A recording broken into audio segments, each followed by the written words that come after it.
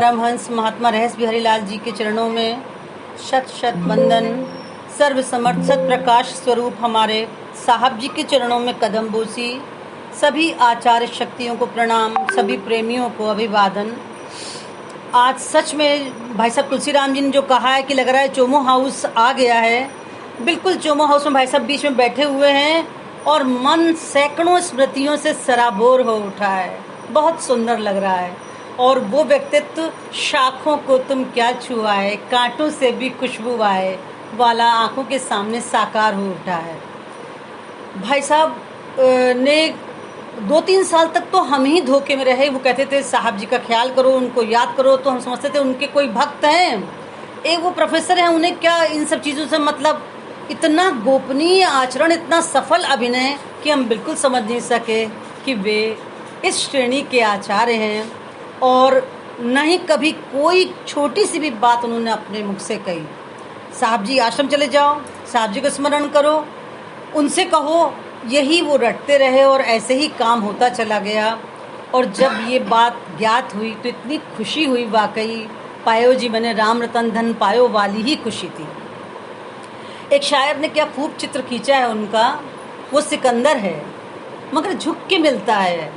अजब तासीर है उस दरवेश के हंसी लहजे में, सागर से निकले तो सागर बात करता है।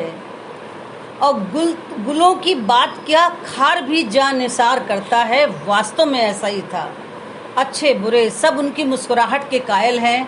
आश्रम में प्रवेश करते सबसे पहले यही वो कहते हैं, रहस्य चाचा बहुत अच्छा मुस्कुराते थे, लगता था अभी भी मुस्कुरा रहे हैं।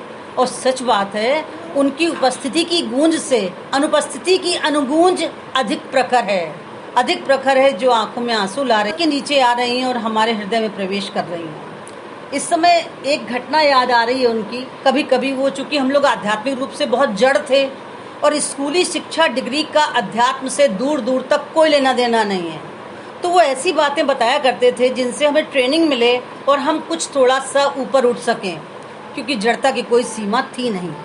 तो एक घटना सुना रहे हैं जो उन्होंने हमें बताई और जिसमें सेवा का यही भाव, उसी को कंटिन्यू कर रहे हैं कि सेवा करना कितना आवश्यक है और उससे क्या लाभ है।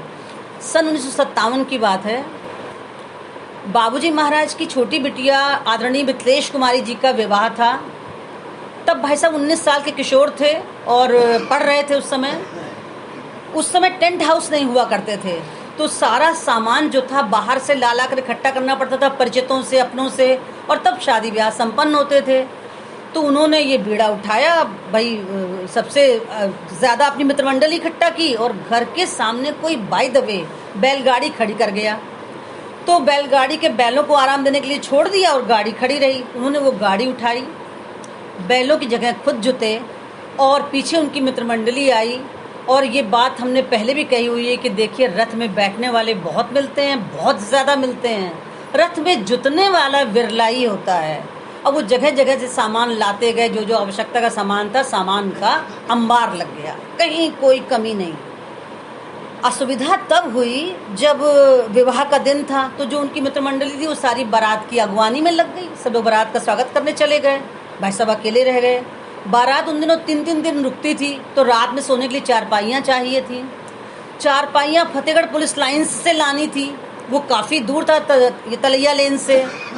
अब वो उन्होंने उठाई वो गाड़ी, आगे लगे और लेके चले गए। जब मई का महीना था, मई 1957 की शादी थी, तो मई के महीने में जब वो लौट के आए, गाड़ी खींचते हुए चारपाइयाँ ऊपर लदी हुई, तो उनका मुखमंडल अरुण लाल स्वेद युक्त, बिल्कुल पसीना बह रहा, मगर आंखों में चमक इसलिए कि सारा काम हो गया, ले आया मैं यहाँ तक खुद अकेले। अब पीछे से धक्का मिले तो आसान पड़ता है लाना, और कठिन हो गया।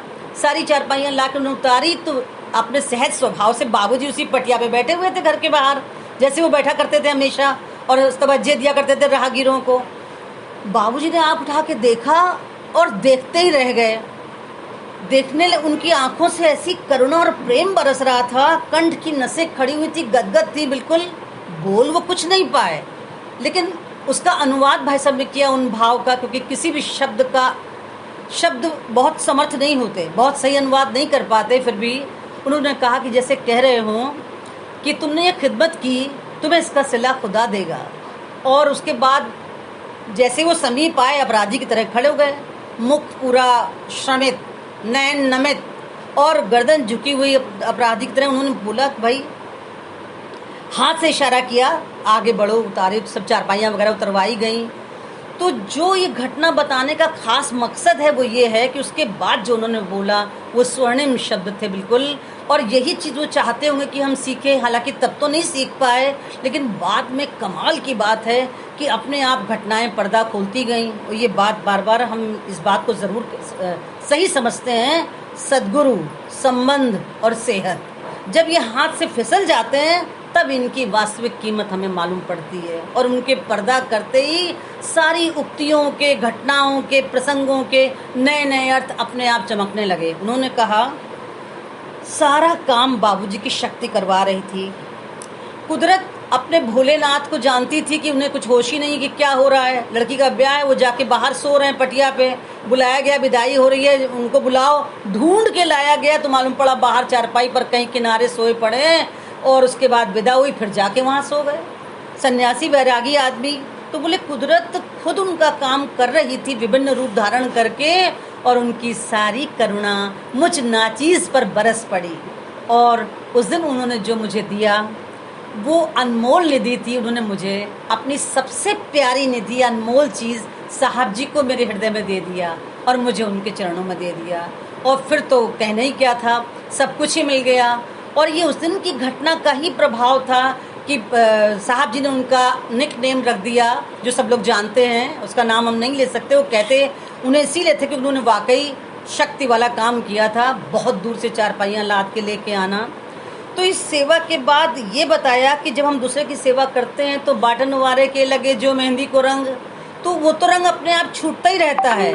और उस दिन इंटर पास थे मुश्किल से, वो सेवा की जो नींव पड़ी, उन्होंने 40 साल बिना खाना पीना ध्यान किए, यात्रा की थकान ध्यान किए, पूरे शहरों में घूम घूम कर सेवा का रिकॉर्ड कायम कर दिया।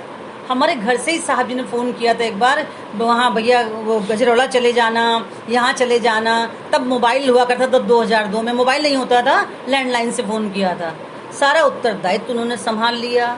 और ये जो सेवा का पाठ पढ़ाया उन्होंने, वो वास्तव में पढ़ाया नहीं, भीतर अंकित और टंकित कर दिया। जो समय समय पर कभी कुछ काम हो जाता है तो इतनी खुशी होती है, कौन कर रहा है अब ये ध्यान रहता है। जैसे बाबूजी ने काम किया, उन्होंने बताया, ऐसे अब वो काम कर रहे हैं, उसी परंपरा का निर्वहन कर रहे हैं।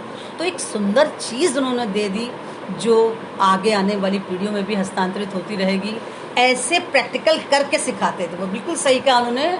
बोलने को तो इतने कहते थे, आते जाते रहा करो भैया, आते जाते बहुत खुश हुए, खुश रहो, आबाद रहो, आज़ाद रहो, फरुखाबाद रहो। बड़े तन्मय से कहते थे, जैसे भगवान बुद्ध खुश होकर बोल रहे हो। वही आकृति, वही उनकी रील डॉल। और तब से उनका जो ये नाम पड़ा, यही कहानी सुनाने की बड़ी इच्छा थी हमारी, क्योंकि बार बार यही उछल रहा था कि सेवा ही सर्वोच्च सिद्धांत है, और अगर हम सेवा करते हैं तो हम उनके सच्चे शिष्य हैं। देखिए, वही सब करते चले आ रहे हैं।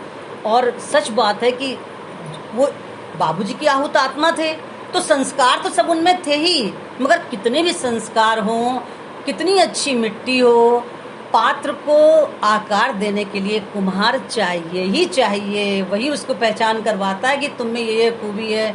और वो काम साहब जी ने बखूबी किया, वो हमारे सामने आई है। सच बात है, जुनूने इश्क में हरदम बने रहते हैं सैदाई, जिन्होंने इश्क में हरदम, और वो इश्क में ही डूबे हुए थे हर समय। कुछ बात कहते थे, फिर कभी कभी कहते क्या मैंने ऐसा कहा था, उन्हें याद नहीं रहता।